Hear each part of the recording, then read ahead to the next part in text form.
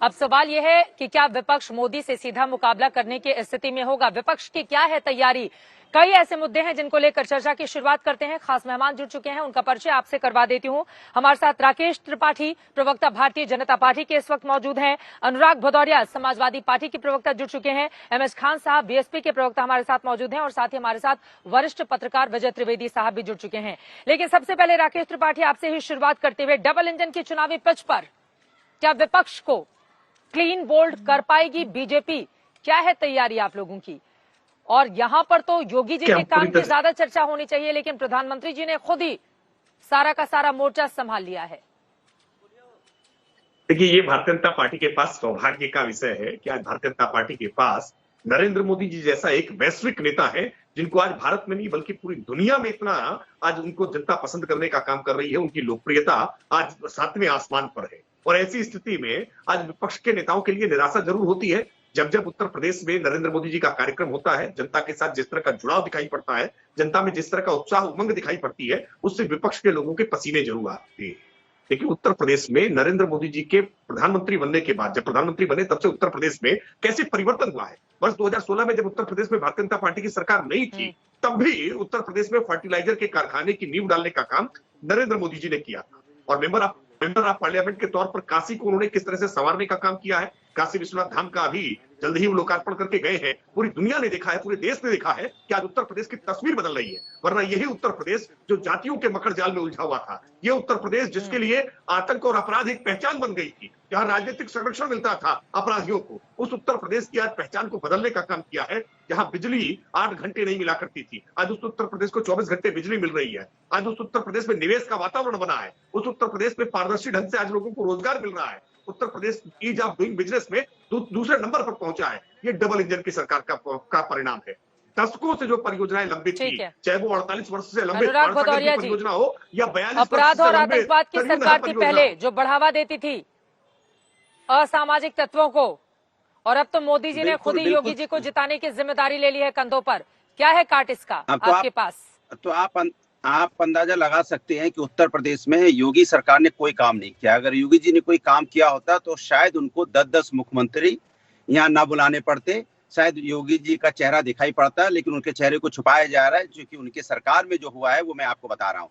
अपराध का आलम यह है कि यहाँ पे अजय मिश्रा टैनी, जो पता नहीं किस टैना के आदमी है वो, कि यहाँ पे किसानों को रौंदने में उनका आरोप है उनके बेटे के ऊपर में। उनके ऊपर भी SIT ने इस तरह की कार्रवाई की मांग की है, लेकिन उनका इस्तीफा नहीं ले रही है। और वो बार बार ये कहते भी हैं कि भैया हम तो मंत्री बनने के पहले जो थे वो ज्यादा बड़े थे, अब जो है वो छोटे हो गए। मतलब मंत्री, यहाँ पे अपराधियों को मंत्री बनाया जाता है, और एक अपराधी नहीं, लगातार मुख्यमंत्रियों पे आपराधिक मुकदमे हैं, उनको योगी जी को मुख्यमंत्री बना दिया गया। डिप्टी CM पे आपराधिक मुकदमे हैं, उनको डिप्टी CM बना दिया गया केशव प्रसाद मौर्य को। यहाँ पे नंदी जिन पे भी आपराधिक मुकदमे हैं वो भी मंत्री। यहाँ पे 114 विधायक ऐसे हैं जिनमें संगीन मुकदमे है भारतीय जनता पार्टी के, लेकिन भारतीय जनता पार्टी उनपे कोई कार्रवाई नहीं करती। इनके शासनकाल में तो दलित महिला जो हाथरस की थी, रात के अंधेरे में बच्ची का उदाहरण दे रहे हैं राकेश त्रिपाठी जी। सुन तो लीजिए, और ये बड़ा मामला तो आपके सामने ही है, ज्यादा दूर क्यों जाए? क्यों नहीं इस्तीफा लेते उससे? क्यों नहीं? ज्यादा दूर जाने की जरूरत है क्या? अगर गृह राज्य मंत्री के बेटे का मामला सामने है तो फिर दूर जाने की क्या जरूरत है राकेश त्रिपाठी जी? देखिए, हमारे साफ SIT की रिपोर्ट आ गई है। देखिए, अरे सुन लीजिए, अभी SIT की रिपोर्ट पे भी बात करेंगे, आप निश्चित रहिए। पत्रकार जगेंद्र की शाहजहांपुर में जला करके हत्या की गई। डाइंग डिक्लेरेशन था। मैं विधि का विद्यार्थी रहा हूं और मैं जानता हूं कि कानून की भाषा में डाइंग डिक्लेरेशन का कितना महत्व होता है। लेकिन डाइंग डिक्लेरेशन होने के बावजूद FIR दर्ज नहीं की गई राममूर्ति वर्मा के खिलाफ। बर्खास्तगी तो एक तरफ है। गायत्री प्रसाद प्रजापति इनके खिलाफ उत्तर प्रदेश में कैबिनेट मंत्री थे, मुलायम सिंह जी के दुलारे थे, अखिलेश यादव जी की आंखों के तारे थे, और गायत्री प्रसाद प्रजापति के खिलाफ FIR दिखाने के लिए सुप्रीम कोर्ट जाना पड़ा था। आपने उनको बर्खास्त नहीं पार्टी से किया था। देखिए, हमने नैतिकता के मानदंडों को रखा है। केंद्रीय गृह राज्य मंत्री के बेटे पर आरोप लगा, साक्ष्यों के आधार पर गिरफ्तारी हुई है, सुप्रीम कोर्ट की मॉनिटर जांच हो रही है। आपको सुप्रीम कोर्ट पर भरोसा नहीं हो तो आप सुप्रीम कोर्ट जा सकते हैं, जाकर के कह सकते हैं कि हमें आपकी जांच पर भरोसा नहीं है। उत्तर प्रदेश की सरकार को सुप्रीम कोर्ट की मॉनिटर जांच में भरोसा है। आरोप लगा रहा है, शुरू में तो बचाने की कोशिश की गई, अब तो रिपोर्ट सामने है सरकार, अब तो रिपोर्ट सामने है। आखिर वो क्या बड़ी वजह है जिसके कारण कार्रवाई नहीं की जा रही है? वो अपने बेटे को देखिए, बेकसूर बता रहे थे। और एसआईटी की रिपोर्ट क्या कहती है, ये नहीं, बचाने की जरूरत नहीं है, यूपी चुनाव सर पर है, देखिए, क्या मजबूरी है आपकी? मैं जवाब दे दूं, पिता पुत्र को बचाने की कोशिश कर रहा हो चित्रा जी, तो जवाब भी देने आ रही हूँ केंद्रीय गृह अनुराग, एक राज्य बार उनकी मंत्री बात अपने पूरी हो जाए। अपराधी को अनुराग जी बचा आ नहीं रही हूँ। सकता है। देखिए, मैं इस बात को चित्रा जी कहूंगा कि कोई भी पिता अपने पुत्र को बचाने की कोशिश कर सकता है, लेकिन केंद्रीय गृह राज्य मंत्री अपराधी को बचाने के प्रयास में सफल नहीं हो सकता है। ये भारतीय जनता पार्टी की सरकार है, ये नरेंद्र मोदी जी के नेतृत्व की सरकार है, ये ठीक योगी है। आदित्यनाथ जी के नेतृत्व की अनुराग सरकार भदौरिया है। इन जी, सरकारों में लेकिन ये अपराधी बात को सच है ना, संरक्षण नहीं विजय मिला। त्रिवेदी जी ये और रमेश खान साहब, मैं आपके मुजफ्फरनगर पास दंगे आऊंगी, के ठीक है, आरोपियों लेकिन को बुला अनुराग करके भदौरिया जी, चाय ठीक है, पिलाते थे मुख्यमंत्री ठीक है, आवास में। देखिए क्या कमाल की बात है भारतीय जनता ठीक है। पार्टी का, अपराध मुक्त करने अनुराग की बात भदौरिया कर जी, रही थी। लेकिन और ये बात भी सच है ना, आखिर इन्हीं की सरकार है। सुनिए ना सर, सवाल सुन लीजिए, अरे सवाल तो सुनिए अनुराग भदौरिया जी, ये इन्हीं की सरकार है ना कि बीजेपी के केंद्र में और राज्य में सरकार रहते हुए भी गृह राज्य मंत्री के बेटे की गिरफ्तारी होती है। ये इन्हीं की सरकार में हुआ है ना कि एसआईटी अपनी जांच रिपोर्ट देती है जो सार्वजनिक होती है, जिसमें गृह राज्य मंत्री के बेटे की सारी करतूत सामने आती है। तो इन्हीं की सरकार में हो रहा है ना। जीरो टॉलरेंस की नीति के जरिए बीजेपी मैसेज दे रही है कि कितना भी बड़ा नाम हो, पिता कितना भी बड़ा हो, लेकिन अगर उसके बेटे ने गुनाह किया है तो वो सलाखों के पीछे होगा, और आज वो है। चित्रा जी, वो सुनना ही नहीं चाहती आप। चित्रा जी, आप ये तो मानिए कि विपक्ष ने अगर हल्ला ना मचाया होता ये तो उसको अरेस्ट करने को तैयार नहीं थे। ये क्या कह रहे थे कि वो तो निर्दोष है, और फिर उसको बुलाया गया, सम्मान दिया गया, तब भी वो वहीं पे लखीमपुर में था। और उसके बाद चाय नाश्ता पानी पीजिए, आराम से बैठिए, खाइए। कितने दिन लगाए उन्होंने? 10 दिन लगा दिए, और व्यक्ति वहीं पे था। उसके बाद उसको वो प्रेस कॉन्फ्रेंस कर रहा था, घर में बैठ के प्रेस कॉन्फ्रेंस कर रहा था, और पुलिस उसको अरेस्ट नहीं करी। तो सोचो ये हालत थी यहाँ की उत्तर प्रदेश की पुलिस की। और जहां तक ये बात करेंगे महिलाओं का, कौन था कुलदीप सेंगर? ये एक बड़ा मुद्दा है, अब इस पर बीजेपी घिरती हुई चली जा रही है। विजय त्रिवेदी जी, मैं आपसे सवाल पूछूंगी, लेकिन रमेश खान साहब को जल्दी से मैं डिबेट पे लेकर आती हूँ। ठीक है, बीजेपी बोलती है तो आप चुप रहते। मुझे नहीं, आपके बीच में नहीं बोलती हूँ सर, अब भाषण देने के लिए तो बुलाए नहीं है ना। अपनी बात जल्दी से खत्म। अरे रमेश खान साहब भी हैं, 19 का चुनाव आपके साथ लड़ा था, थोड़ा उनको भी बोलने का मौका दे दीजिए। बोल रहा हूँ, आप नहीं सुन रही हैं। उन्होंने नहीं, कोई किसी को भाषण देने के लिए नहीं बुलाया यहाँ पर। बोलिए जल्दी खत्म, ज्यादा नहीं माना, खत्म कीजिए। मैं इनसे पूछा, चिन्मय स्वामी कौन थे जिनको बचाते घूम रहे हो आप? कौन था कुलदीप सेंगर जिसने परिवार उजाड़ दिया और अब बचाते घूम रहे थे? कौन था डीजी जिसने कहा था कि उस महिला के साथ अन्याय नहीं हुआ, हाथरस की बेटी के साथ? फिर सीबीआई में उसको प्रूव हुआ, उसको आज तक बचाते आप घूम रहे हो। कौन था जिसने महिलाओं का चिरहरण किया लखीमपुर में, जिसको बचाते आप घूम रहे थे? कौन है आपके मंत्री, मुख्यमंत्री, डिप्टी सीएम, 114 विधायक जिनको आप बचाते घूम रहे थे? सभी आपराधिक मुकदमे। ये सरकार है, सोचिए आप। ये सरकार ठीक है, अब आप बात रिपीट कर रहे हैं। ठीक है, अब एमएच खान साहब को भी जरा बोलने दीजिए, वो बहुत धैर्य से। विजय त्रिवेदी जी भी और एमएच खान साहब, ठीक है। अनुराग, आपकी बात हो गई। मुझे पता है एक बार आप स्टार्ट होते हैं तो आपकी ट्रेन लगातार बढ़ती चली जाती है, कोई स्टेशन ही नहीं आता है आपका। अब बोलिएगा, आगे भी बोलिएगा, दूसरों को भी मौका थोड़ा मिल जाए। एमएच खान साहब, सीधे आपके पास आते हुए एक बार फिर से जिस मुद्दे पर हम इस बहस को आगे लेकर जा रहे हैं, प्रधानमंत्री नरेंद्र मोदी उतर गए हैं मैदान में। 10 दिनों के भीतर 4 बार फिर वो उत्तर प्रदेश में आने वाले हैं। मोदी बनाम विपक्ष की लड़ाई दिख रही है यूपी में, कैसे जीतिएगा उनसे? चित्रा जी, आपके ही चैनल पर मैं 8-10 दिन पहले मैंने कहा था कि मोदी जी अब यहाँ पर परमानेंट रहेंगे, उत्तर प्रदेश में परमानेंट आएंगे, इसलिए कि योगी आदित्यनाथ का कुछ काम तो है नहीं। अब उनके काम ना होने से ये साबित हो गया प्रधानमंत्री के उत्तर प्रदेश में बराबर आने से कि योगी जी नाकाम रहे, फेल रहे, प्रशासन में फेल रहे, महंगाई में फेल रहे और नौकरियां देने में फेल रहे। सवाल इस बात का है कि अभी टेनी जी जो थे पत्रकारों से बदतमीजी कर रहे थे, पत्रकारों को धक्का दे रहे थे। ये नहीं दिखाया गया, सारे सोशल मीडिया पर आया, सब जगह आया कि उनसे पूछा गया सवाल जब ये, तो उन्होंने कहा कि हटो, बदतमीज कहेंगे तुम, ये तमीज नहीं तुमको बात करने की। ये केंद्रीय मंत्री का भाषा होगा? ये सवाल उठेगा। और जब देखिए आपको मैं बता रहा हूँ चित्रा जी, वो जो आप कह रही है कि इन्हीं के राज्य में उसको पकड़ा गया, नहीं, इनके राज्य में पकड़ा गया, लेकिन सुप्रीम कोर्ट के सख्त होने के बाद सुप्रीम कोर्ट डंडा लेके खड़ा हो गया कि अगर ये काम नहीं हुआ तो अब तुम्हारी खाल खींच लेंगे। उसके बाद उसको जो है फिर रेड कार्पेट दिया गया टेनी के बेटे को, और आज भी जेल में उसको रेड कार्पेट दिया हुआ है। जो चाहे उसे मिल सकता है, जिसके साथ चाहे घूम सकता है। ये है कानून व्यवस्था। और देखिए, चुनाव होगा महंगाई पर, पेट्रोल डीजल पर होगा चुनाव, चुनाव होगा किसानों को बदहाली पर। ये नहीं चलेगा, चाहे मोदी जी आ जाए, चाहे योगी जी को तो जीरो कर दिया मोदी जी ने, कि तुमने तो नालायकी कर दिया, कोई काम किया ही अरे नहीं वो है। आकर गिना तो मुझे रहे मैदान में उतरना पड़ रहा 2.5 है। लाख रुपए शहरी नहीं, गरीबों को, 1.5 लाख रुपए ग्रामीण गरीबों को मकान बनवाने के लिए ये दे सब रहे हवाई हैं, बातें गरीबों हैं, को सब फ्री कुछ में अनाज आपको दिया पता जा रहा चलेगा है ना। और अब तो चित्रा जी, डबल अनाज मिल रहा है। चित्रा यूपी जी, सरकार की ओर से भी व्यवस्था की गई है, यही कहा अब जा तेल रहा भी है, दे रहे हैं यही वो कहा फ्री जा रहा में। है कि तो अभी दिया जा मेन रहा मुद्दे है। पर आते हैं ना अभी सर, जिस पे हम देखिएगा, डिबेट करने के लिए बैठे हुए हैं। सुनिए, आपने सवाल पूछा तो उसमें मेरा काउंटर क्वेश्चन है, बीजेपी दावा कर रही है, इसमें जवाब दीजिए आप। हाँ मेरी बात कंप्लीट होने दीजिए। देखिए फैक्ट्स देख लीजिए, बोलिए बोलिए 50 बोलिए। रुपया डीजल का दाम बोलिए। बढ़ा करके 10 रुपया कम कर दिया। अब आप देखिए चुनाव आने से पहले एक नया पैसा नहीं बढ़ रहा है। अब कंपनियों को घाटा नहीं हो रहा है। क्यों नहीं हो रहा घाटा भाई? जैसे ही चुनाव खत्म होगा देखिएगा महंगाई का पहाड़ सर पर टूटेगा। ये पेट्रोल कंपनियां, डीजल कंपनियां, ये अब घाटा ठीक है राकेश, इसका जवाब देंगे, लेकिन विजय त्रिवेदी जी को जल्दी से मैं लेकर आना चाहूंगी डिबेट में, जिस मुद्दे पर हम डिबेट कर रहे हैं। ठीक है सर, हाँ बिल्कुल, ये सवाल आपका बहुत बहुत महत्वपूर्ण है कि यूपी में चुनाव है, इस वजह से अब तेलों के दाम नहीं बढ़ रहे हैं, लेकिन ज्यादा पैसा बढ़ा के थोड़ा सा कम भी किया तो आम जनता को कैसे राहत दिया। राकेश त्रिपाठी इसका जवाब देंगे, लेकिन विजय त्रिवेदी जी सीधे आपका रुख करते हुए, चूंकि प्रधानमंत्री नरेंद्र मोदी जहां जहां चुनाव में जाते हैं, हम सब ने देखा है माहौल वहां पर किस तरह से बदल जाता है, खासतौर से उत्तर प्रदेश में लेकर नरेंद्र मोदी को, वो यहीं से सांसद भी हैं विश्वनाथ की नगरी से, तो एक अलग तरह का माहौल रहता है। अब जब खुद प्रधानमंत्री ने, ऐसा लग रहा है कि उत्तर प्रदेश की चुनाव की कमान अपने हाथों में ले ली है, तो क्या आप लोग लग रहा है कि विपक्ष के इन मुद्दों की काट मोदी के जरिए देना चाहती है भारतीय जनता पार्टी, और मोदी से लड़ने के लिए विपक्ष के पास क्या काट है, इसको कैसे बताएंगे आप? जी, आपने खुद उत्तर प्रदेश में घूम रही हैं, आपकी बुलेट जो है ना वो बहुत तेजी से दौड़ रही है उत्तर प्रदेश के हर इलाके में, तो आप ज्यादा बेहतर। प्रधानमंत्री अपने कार्य क्षेत्र है, जहां संसदीय क्षेत्र भी है उनका वाराणसी, वहां पर यदि ना आए, उनकी जहां सरकार है, भारतीय जनता पार्टी की सरकार है, उसको सपोर्ट करने के लिए, उसके कार्यक्रमों को आगे बढ़ाने के लिए ना आए, तो क्या होगा? क्या ये अपराध है किसी?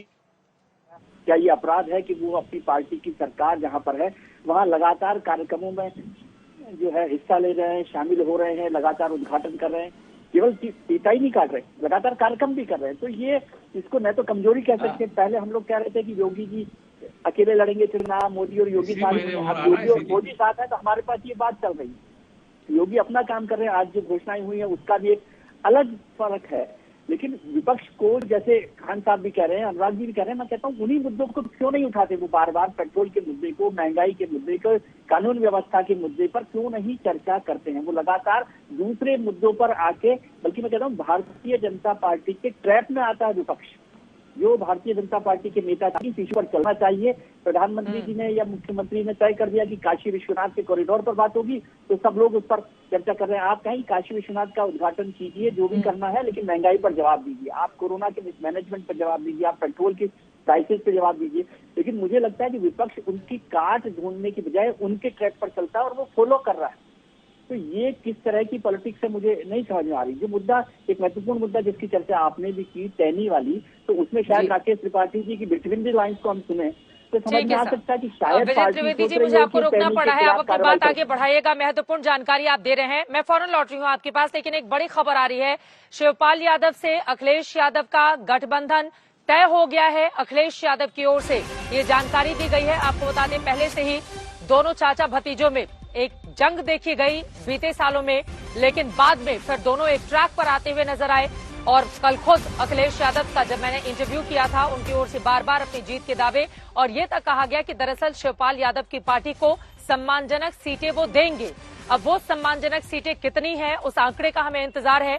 403 विधानसभा की सीटें हैं। आपको बताते चले, पिछले बार कांग्रेस के साथ मिलकर अखिलेश यादव को सिर्फ 47 सीटों पर जीत मिली थी, जबकि 7 सीटें कांग्रेस पार्टी के खाते में आई थी। लेकिन शिवपाल यादव ने जब अलग पार्टी बनाई, समाजवादी पार्टी से अलग होकर, तो फिर माना जा रहा था कि सम्मानजनक सीटें अखिलेश यादव की ओर से दी जाएगी। हालांकि दोनों के बीच गतिरोध भी काफी लंबा खिंचा। हालांकि अब चाचा और भतीजे के बीच जो जंग जारी थी, उस पर फिलहाल विराम लगता हुआ दिखाई दे रहा है और गतिरोध खत्म हो गया है।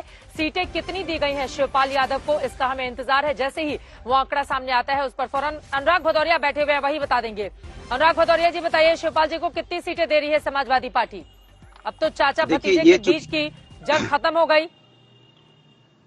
देखिए, सवाल ये नहीं है, सवाल ये है कि उत्तर प्रदेश के अंदर में एक विचारधारा के लोग एक साथ आके, चूंकि जिसको भी उत्तर प्रदेश की जनता की चिंता है, जिसको भी उत्तर प्रदेश के लोग जिस तरह से बदहाल और परेशान कोविड काल में हुए, हाँ। जिस तरह से महंगाई और बेरोजगारी से जूझ रहे हैं, उत्तर प्रदेश के लोग जो दर्द झेल रहे हैं भारतीय जनता पार्टी की सरकार में, जिसको भी उत्तर प्रदेश के लोगों की चिंता है, उत्तर प्रदेश की चिंता है, वो एक साथ मिलकर जरूर चुनाव लड़ेंगे। क्योंकि जब से भारतीय जनता पार्टी की सरकार है, पार्टी के भीतर भी देखी थी ना, वरना चाचा सुन को तो क्यों लिए, अलग जाना किसानों होता? को एक महाभारत तो बोल तो रहा आपकी हूँ, पार्टी के भीतर भी थी ना, तभी तो चाचा अलग हो गए। जिस तरह- अब बताइए, वही तो मैं मेन कह रहा हूँ, खबर जिस आ रही है तरह- सर, आपके पास एक्सक्लूसिव जानकारी होगी, थोड़ा दर्शकों की जानकारी बढ़ जाएगी। बताए ना शिवपाल जी को कितनी सीटें दी गई हैं?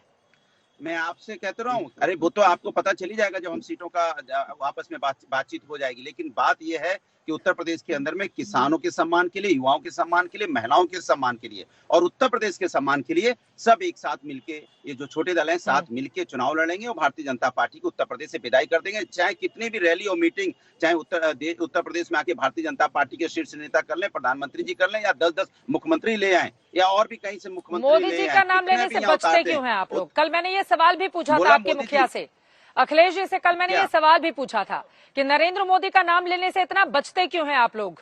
और ये मुलाकात की तस्वीरें भी सामने आ गई हैं। शिवपाल यादव, अखिलेश यादव की मुलाकात की तस्वीरें हैं, हमारे दर्शक इस वक्त देख रहे हैं।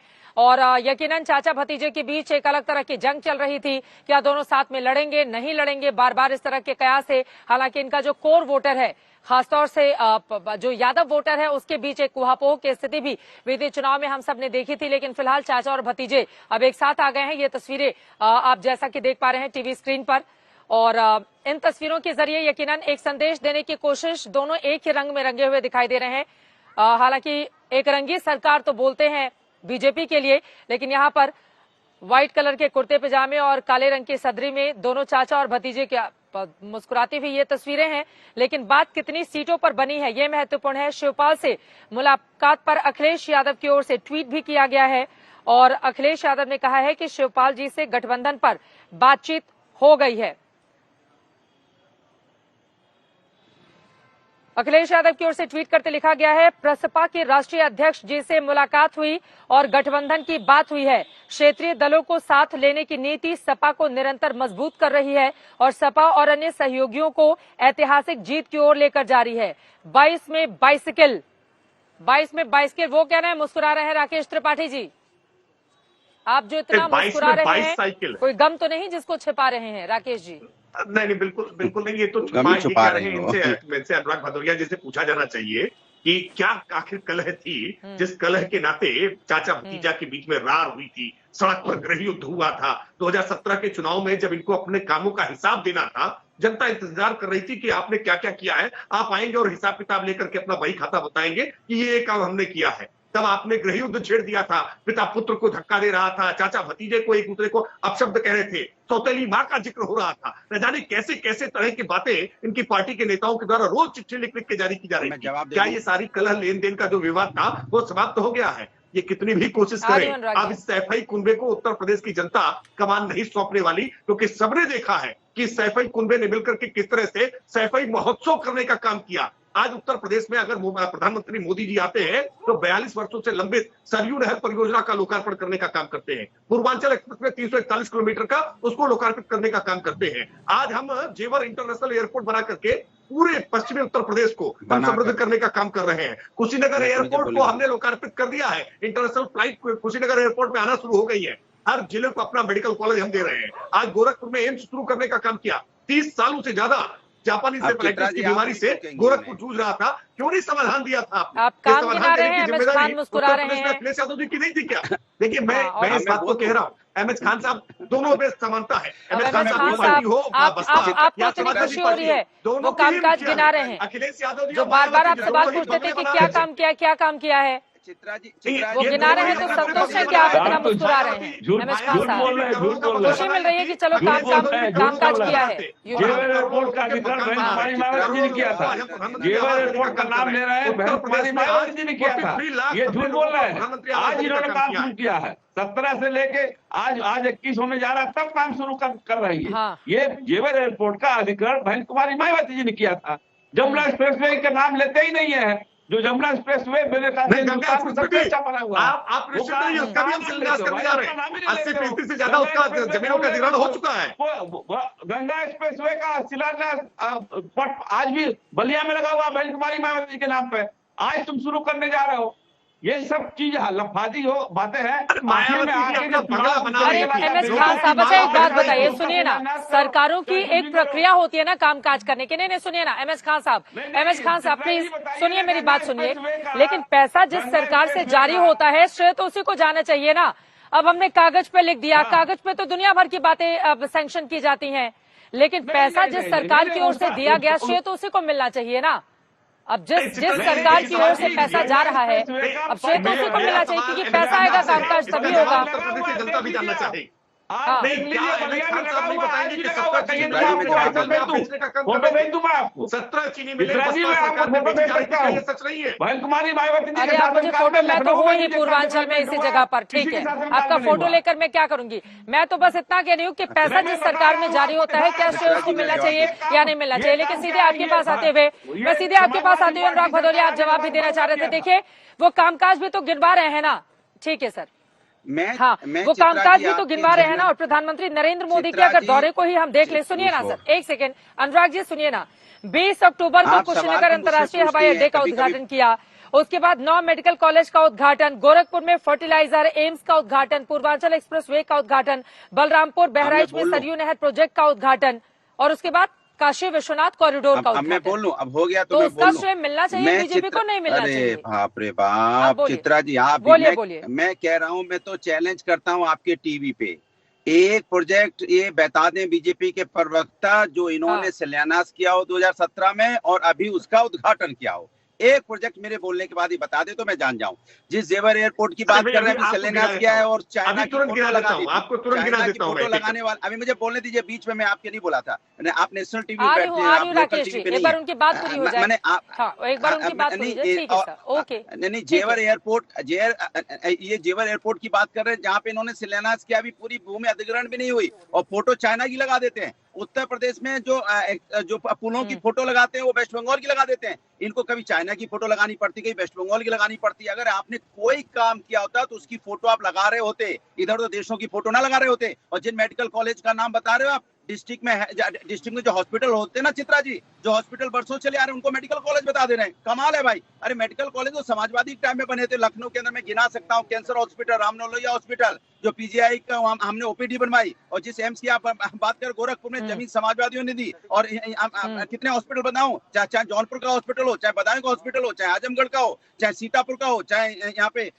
लखीमपुर का हो या अयोध्या में हो, किसने बनाए? या बदायूं में हो, मेडिकल हॉस्पिटल समाजवादी की देन है, जहाँ पे काम हो रहा है। कोविड कारण लोगों का इलाज हुआ, स्टेडियम समाजवादी ने बनाए। आपने क्या बनाया? जो एक्सप्रेसवे की बात कर रहे हैं, पूर्वांचल एक्सप्रेसवे समाजवादी की देन थी। समाजवादी ने 45% वहाँ पे अधिग्रहण की। और अरे रुकिए भाई, अनुराग भदौरिया से नहीं, आगरा का ताजमहल भी छोड़ देते हैं। अनुराग भदौरिया बता देंगे ये भी समाजवादियों की देन है। अखिलेश यादव जी ने ही आगरा का ताजमहल बनवाया था। नहीं बोला था। ये दिल्ली का लाल किला भी अखिलेश यादव जी ने ही बनवाया था। अब ये सर्टिफिकेट जारी कर एक एक करके अपनी बात करेंगे। अब आपने पूछा था ना कि इन्होंने 2017 में आखिर ऐसा कौन सा काम था जिसकी शुरुआत की हो और अब उसको अंजाम दिया हो। आगाज और अंजाम पे आपने सवाल पूछा था, बताइए राकेश त्रिपाठी जी को कोई भी ऐसा काम जो आपकी सरकार ने शुरू की हो और आपकी सरकार खत्म कर रही हो, गिनाइए जरा, वो पूछ रहे हैं आपसे। देखिए, समाजवादी पार्टी अपने सरकार के कार्यकाल का सबसे बड़ा उपलब्धि मानती थी कि उसने आगरा एक्सप्रेसवे देने का काम किया। 302 किलोमीटर का आगरा एक्सप्रेसवे बार बार चुनौती देकर कहता था। अनुराग भदौरिया भी तब डिबेट हमारे साथ हुआ करते थे कि फिरोजाबाद से ज्यादा आगे एक्सप्रेसवे जाता नहीं था जब तक इनकी सरकार चली गई। हमारी सरकार आने के बाद 6 महीने तक हमने आगरा एक्सप्रेसवे को कंप्लीट करने का काम किया। हमारी सरकार में हमने पूर्वांचल एक्सप्रेसवे 341 किलोमीटर का हमने न केवल पूरा बना करके दिया, बल्कि अखिलेश यादव जी गाजीपुर से खुद चल करके लखनऊ तक आए, प्रमाणित कर दिया उन्होंने कि अगर आज पूर्वांचल एक्सप्रेसवे नहीं बता पाएंगे। उत्तर प्रदेश में, मैं कुछ आंकड़े सुन लीजिए आंकड़े आपको एक काम उत्तर प्रदेश में हमारी सरकार आने से पहले 17,000 आवास इन्होंने प्रधानमंत्री आवास देने का काम किया। नहीं बता पाए ना। हमने आज उत्तर प्रदेश में सरकार आने के बाद 43 लाख। अरे आप सुनिए, बीच में बोलेंगे कैसे सुनाई देगा? सुन तो लीजिए उनकी बात, सुन लीजिए। आज मैं गेहूं की खरीद बता दे रहा हूँ, आप गेहूं की खरीद सुन लीजिए। हमने आज मास्क के लिए कैसे काम किया? 7 लाख मीट्रिक टन गेहूं की खरीद की थी उत्तर प्रदेश में 2016-17 में अखिलेश यादव जी की सरकार थी। भारतीय जनता पार्टी की योगी आदित्यनाथ जी की सरकार आने के बाद पहले वर्ष में हमने 36 लाख मीट्रिक टन और इस वर्ष 57 लाख मीट्रिक टन गेहूं की खरीद हम कर चुके हैं। यानी 7 लाख मीट्रिक टन अखिलेश जी का और 57 लाख मीट्रिक टन योगी आदित्यनाथ जी का, 50 लाख मीट्रिक टन गेहूं ज्यादा खरीद करके हमने खाते में राशि पहुंचाने का काम किया है। 17 चीनी मिलें मायावती जी के शासनकाल में बंद हो रही थी, 4 नई चीनी मिलें हमने खोलने का काम किया है और आज 20 चीनी मिलों को उच्चीकृत करने का काम किया है। 45,000 करोड़ रुपए गन्ना मूल्य भुगतान मायावती जी के शासनकाल में हुआ था। ठीक है, और अब इस पर 92,000 अनुराग जी करोड़ गन्ना मूल्य आप पूछ रहे थे कि सपा क्या ने किया काम था। किया, बताइए क्या काम किया, आप गिना रहे हैं वो अपना काम। चित्रा जी, आज हमने करके दिखाया है। चित्रा ठीक जी, है, विजय जी मैंने के पास आपसे मुझे चैलेंज जाना है किया था। जल्दी से। अनुराग भदौरिया जी, हाँ आप कामकाज पूछ रहे थे, वो गिना रहे हैं काम अपना। अरे सुन तो लीजिए चित्रा जी, मैंने चैलेंज किया था, एक काम बता दें जिसका इन्होंने शिलान्यास किया, उद्घाटन किया हो। ये खरीदा वो खरीदा, ये किया वो किया, आला दुनिया भर की सुना रहे। एक काम बताइए, अभी बताया आपको, एक काम आपको समझ में नहीं आएगा। आप समाजवादी की देन है, ताजमहल आपने बनाया है, लाल किला आपने बनाया है, उद्घाटन किया हो, सुप्रीम कोर्ट आपने बनाई है, भारत की संसद आपने बनाई है। भाई अखिलेश यादव जी कुछ भी कह सकते हैं। आपको बता देंगे कि चंद्रमा पर नीला मुस्कान से पहले अखिलेश यादव जी लाल टोपी लगा करके वहां पहुंच गए थे। कोई भी श्रेय ले लेंगे। क्रेडिट चोरी करने का आपने भी तो रिकॉर्ड कायम कर दिया।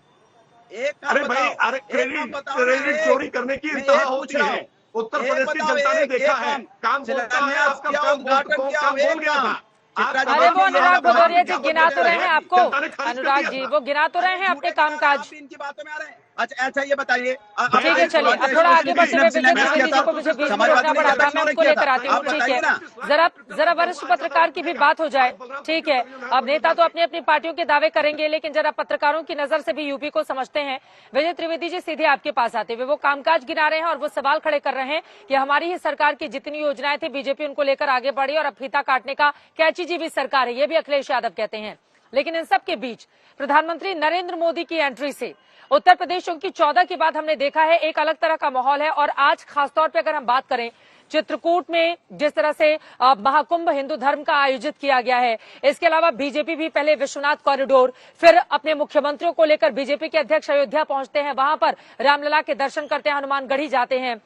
एक धर्म का भी तड़का उसी तरह से लगाने की कोशिश बीजेपी की ओर से की जा रही है, क्योंकि इसी के भरोसे हम सब ने देखा था 14 हो, 17 हो, 19 हो, उसको जीत भी हासिल हुई थी। तो धार्मिक और विकास दोनों माहौल बनाकर बीजेपी जिस तरह से आगे बढ़ी है, अपने पुराने प्रदर्शन को क्या वो दोहरा पाएगी और मौजूदा वक्त में क्या अखिलेश यादव की भारी भीड़ जो सभाओं में उमड़ रही है वो बीजेपी के लिए बड़ी चुनौती बनी हुई है? ठीक बात है चित्रा जी। आपने जो राकेश त्रिपाठी जी को कहा था कि क्या गम है जो छुपा रहे हो, इतना मुस्कुरा रहे हो, तो सवाल यह है कि जब राकेश त्रिपाठी जी के पास इतना सारा गिनाने के लिए है, विकास कार्य गिनाने के लिए है, तो ये जो धर्म का जो पूरा मुलम्मा है, धर्म का जो पूरा एक्सरसाइज हो रही है कि कभी काशी विश्वनाथ की है, कभी अयोध्या में 10-10 मुख्यमंत्रियों 11-11 मुख्यमंत्रियों को आप ले जा रहे हो, और हर दिन कोई ना कहीं इलाहाबाद की बात होती है, प्रयागराज की बात हो रही है, फिर मथुरा की बात होती है, फिर चित्रकूट में हिंदू महाकुंभ है। तो विकास अगर उनका मुद्दा है और वो समझते हैं, हम उनकी बात को मानेंगे कि विकास का वो दावा जो कर रहे हैं वो ठीक है, तो फिर क्यों चिंता कर रहे हैं? किस बात का गम है कि वो दूसरी एक्सरसाइज कर रहे हैं? इसका मतलब है कि उनको कोई घबराहट है कि वो विकास की जो बात है, जहां पर अनुराग जी जो बात कहते हैं कि आपने उन प्रोजेक्ट्स को आगे बढ़ाया, तो वैसे भी वो अच्छी बात है, मैं उसको बहुत खराब बात नहीं मानता। एक सरकार ने यदि कोई प्रोजेक्ट शुरू किए थे और दूसरी सरकार उसको आगे बढ़ा रही है, तो भी सरकार का जो काम है वो बढ़ रहा है और विकास का काम हो रहा है, राज्य का विकास हो रहा है, राज्य के लिए फायदेमंद बात है, उसमें कोई बुरी बात मैं उस तरह से नहीं देखता। नहीं तो अक्सर हम पहले सुना करते थे कि एक सरकार ने फीते काटे और दूसरी सरकार ने उन प्रोजेक्ट्स को बंद कर दिया। तो ये भी अच्छी बात है कि उन प्रोजेक्ट्स पर भी यदि काम हो रहा है और उस पर कुछ काम कर रहा है। लेकिन भारतीय जनता पार्टी को दोनों चिंता, एक तो आप ऐसे प्रोग्राम करती हैं जिसमें अखिलेश यादव की भीड़ दिखाती हैं, तो वो राकेश त्रिपाठी जी की चिंता को बढ़ाता ही है कि अखिलेश यादव की जो भीड़ आ रही है, तो वो बार बार मैं इस बात को कह रहा हूँ कि बाईपोलर जब इलेक्शन होता जा रहा है, तो भारतीय जनता पार्टी की चिंता बढ़ रही है, क्योंकि वो मल्टी पोलर इलेक्शन होता है। कांग्रेस की भी ताकत होती है, बहुजन समाज पार्टी की भी ताकत होती है, तो बीजेपी को लगता है कि थोड़ा थोड़ा वोट बढ़ जाएगा। अब बीएसपी और कांग्रेस मोटे तौर पर नहीं दिखाई दे रही, वो नाराज हो सकते मुझसे, लेकिन बीएसपी और कांग्रेस के बजाय समाजवादी पार्टी और बीजेपी के बीच इलेक्शन हो गया है और अखिलेश यादव नरेंद्र मोदी को और योगी दोनों को चुनौती दे रहे हैं एक साथ। बिल्कुल, आपकी बात से पूरी तरह से मैं सहमति जता रही हूँ कि यहाँ पर आमने सामने बीजेपी और समाजवादी पार्टी के बीच में ही टक्कर है। कांग्रेस और बीएसपी बहुत दूर तले खड़े नजर आ रहे हैं। अहमद खान साहब नाराज हो सकते हैं हम दोनों से ही, लेकिन चूंकि बीते तकरीबन 1 महीने से ज्यादा का वक्त हो चुका है, मैं यूपी के अलग अलग हिस्सों में जा रही हूँ, या बीजेपी है या समाजवादी पार्टी है, और यही चिंता का सबब बनी हुई है आप लोगों के लिए राकेश त्रिपाठी जी, क्योंकि विपक्ष के वोट जब एकमुश्त होकर एक पार्टी में जाएंगे तो वो आपकी चिंता को बढ़ा देंगे। लेकिन चित्रा जी, विजय बहुत वरिष्ठ पत्रकार है, लेकिन मैं उनके विश्लेषण से सहमत नहीं हूँ। मैं इस बात से सहमत नहीं हूँ कि उत्तर प्रदेश का चुनाव बाइपोलर हो रहा है। सच्चाई यह है कि उत्तर प्रदेश में भारतीय जनता पार्टी 49% वोट पहले पा चुकी है 2019 के चुनाव में। हम 8% वोटों के लिए प्रयास कर रहे हैं और ऐसी स्थिति में भारतीय जनता पार्टी 325 के अपने आंकड़े को पार करने वाली है। ऐसे में दो तरफा चुनाव नहीं हो रहा है। भारतीय जनता पार्टी एक तरफ खड़ी है और बाकी विपक्षी दल आपस में इस बात के लिए जद्दोजहद कर रहे हैं कि कौन दर्जन भर सीटें पाएगा। 22 में 22 साइकिल का नारा इन्होंने दे दिया है। इनका टारगेट यही तो बड़ी बात आपने कह दी ना कि लोकसभा का चुनाव नहीं हो रहा है।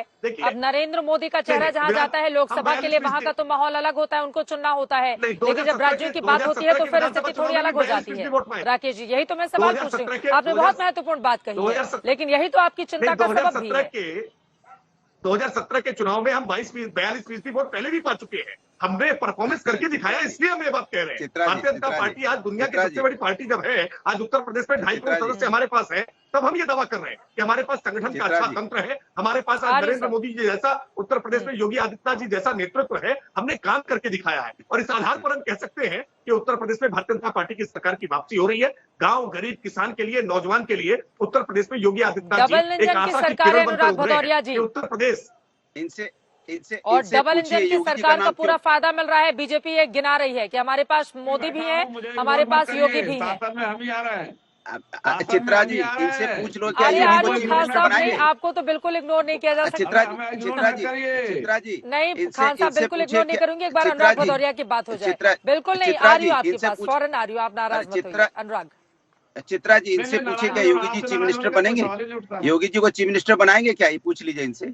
ये श्योर है कि योगी जी चीफ मिनिस्टर बनेंगे? डिक्लेयर कर दें कि योगी चीफ मिनिस्टर बनेंगे? कंफ्यूजन मत रखिए, बोलो कंफ्यूजन अरे अभी बोलो, तो है बोलो, ना वो चीफ मिनिस्टर। मुख्यमंत्री योगी आदित्यनाथ अभी जी तो हैं। बनाओगे? भविष्य में क्या करेंगे आपको ज्यादा चिंता अनुराग भदौरिया। अभी की बात ये कीजिए, सुनिए, अभी की बात कीजिए आप, अभी की बात दोबारा कीजिए। सुनने के लिए। मैं आपके बीच में नहीं बोला, देखा हाँ, चित्रा जी, ये है बोलिए। बीजेपी की परेशानी। मैं इनके बीच में नहीं। भारतीय जनता अरे पार्टी आप इतनी पूछ रहे थे, सवाल डरी से से जवाब भी दिया है है। इनके। नहीं, अरे बोलिए, छोड़िए ना, क्यों बेखबर? अरे नेशनल चैनल पे बैठे हो, क्यों बीच में बोलते हो? मैं कह रहा हूँ कि इनके पार्टी के लोग और इनके नेता इतने क्षेत्रीय डरे पार्टी के सहमे हैं प्रवक्ता कि नेशनल इनको चैनल पर भीड़ आप देख परेशान के हो जाते डर हैं क्या? के मारे परेशान हो जाते हैं। इतने परेशान हो जाते हैं कि अखिलेश यादव जी की जब भीड़ देखते हैं तो इनकी नींद उड़ जाती है। इनका तो हेलीकॉप्टर देखने के 1000-2000 लोग आते हैं, वहाँ रात रात भर लाखों का हुजूम होता है। और चित्रा जी, आप देख के आई हैं, और इनकी भी भीड़ आपने देखी होगी, मोदी जी की, योगी जी की भीड़ ही नहीं आती है। और ये पूरा प्रशासन लगाते हैं, आईटीओ को बोलते हैं, डीएम को बोलते हैं, कलेक्टर को बोलते हैं, कमिश्नर को बोलते हैं, बसें लगवाते हैं कि बसें लगवाओ और नहीं, उनको नहीं, नाश्ता अब पानी आपकी इस खिलाओ। बात से क्या-क्या अखिलेश जी उनको की oblige सभा करते में हैं, भीड़ सरकारी है इस्तेमाल तो करते मैंने हैं, मोदी तब और भी नहीं आ योगी रही जी की है सभा में भी भीड़ देखी है। प्लीज, हाँ,